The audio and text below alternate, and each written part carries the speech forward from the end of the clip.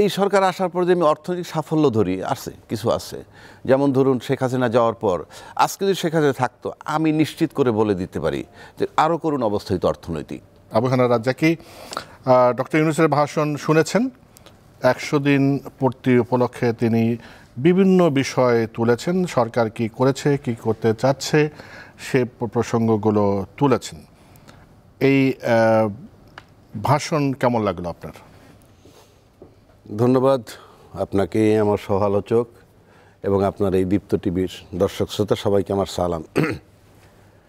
না, ভাষণ যেটা শুনলাম, একজন বিজ্ঞ মানুষ, একজন সুনামধন্য নোবেল লরিয়েট, নিঃসন্দেহে অনেক চিন্তা ভাবনা করে উনি লিখছেন, কিন্তু ভাষণটা 33 মিনিটের মোটামুটি।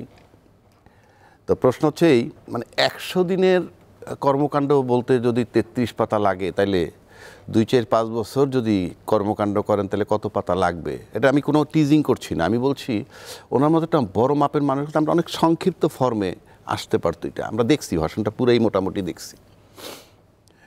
সেই ভাষণের ভিতরে অনেকগুলি কথা বলছেন উনি।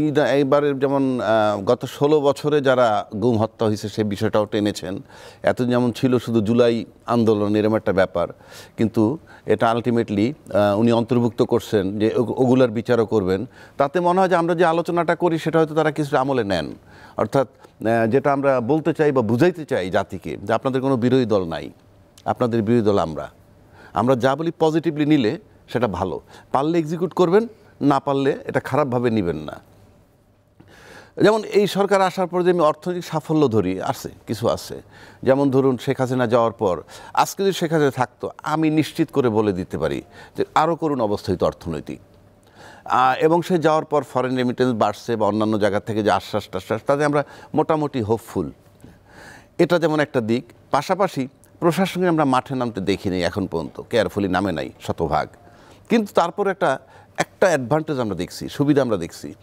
আগে যেমন বাসার থেকে একটা মেট্রিক পাস ছেলে বা ইন্টারমিডিয়েট পড়তে ফার্স্ট ইয়ারে পরে কোচিংয়ে যাচ্ছে, বাসায় ফেরা না পর্যন্ত বাপ মার টেনশন থাকতো, এই বুঝি ইয়াবার মামলায় গ্রেপ্তার হইল, এই বুঝি জঙ্গির মামলায় গ্রেপ্তার হইল, সেটা কিন্তু নাই। প্লাস গুম আতঙ্ক যে আয়নাঘর, সেই জিনিসগুলো আমাদের কাছে নাই। পাশাপাশি ডিমেরিটস আবার একটা আছে। এখন রাস্তায় আমরা পুলিশ প্রশাসনের সাথে কথা বলে দিছি, আপনি যদি একটা বাড়িতে দাওয়াত খেতে যান এবং 2 ঘন্টার জন্য বসে থাকেন, আপনি কিন্তু টের পাবেন যে এই ঘরটা পুরুষ শাসিত না মহিলা শাসিত। একইভাবে রাস্তায় এখন হাঁটেন, তাহলে আপনি টের পাবেন যে এই সরকারটা কিভাবে শাসিত হচ্ছে। আপনি পুলিশের কাছে যাবেন, কথা বলবেন, দেখবেন সব সুর পাল্টাইতে বেশি টাইম লাগে না, এরা সব এখন এন্টি হাসিনা। ইভেন আমলাদের সাথে কথা বললেও এন্টি হাসিনা, সবাই ফেসিলিটির বিরুদ্ধে আন্দোলন করেছে ইত্যাদি ইত্যাদি। কিন্তু ইন অ্যাকশন কিন্তু তারা জাস্ট বইসে আছে। এটার কিছু কারণ আমি একটা বলি, আপনি একটা জিনিস লক্ষ্য করেন, এই সরকারের সময় সবচেয়ে বেশি কষ্ট পাইছি আমরা কোনটায়? যেমন ধরুন আসিফ নজরুল কিছুদিন আগে হ্যারাসমেন্ট হইল আপনার সুইজারল্যান্ডে, আমরা কিন্তু জিয়া রহমান সাহেবের মার্শাল্লাহ দেখছি, এরশাদ সাহেবের মার্শাল্লাহও দেখছি। মার্শাল্লাহ কেউ লাইক করে না, আমরাও করি না, কথার কথা বলছি, কিন্তু যে সিচুয়েশনে আসে সেটা দায় রাজনীতিবিদদের, তাদের উপরে ভর করে আসে, তাদের বিরুদ্ধেই আসে। কিন্তু তাদের প্রতিনিধিরাও কিন্তু বিদেশ গেছে, কখনো কিন্তু ইনসাল্ট হয়নি। কিন্তু আসিফ নজরুল সাহেব হইলেন কেন হইলেন?